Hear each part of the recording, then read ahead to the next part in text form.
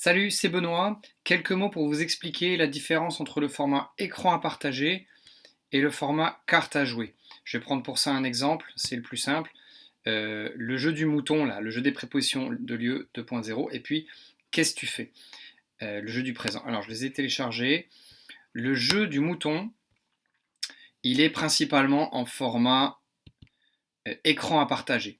C'est-à-dire qu'on va avoir un écran comme ça, on va le partager et on va mener nos activités en se basant sur cet écran.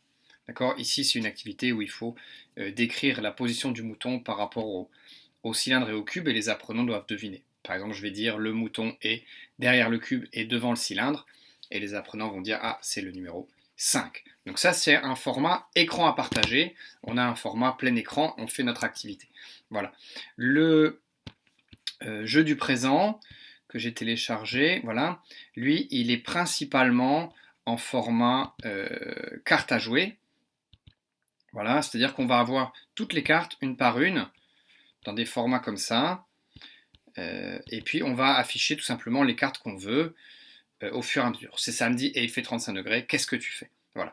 Donc là, on a un format carte à jouer. Il existe aussi en fait en format avec des écrans de ce type, hein, où on a effectivement tout un écran.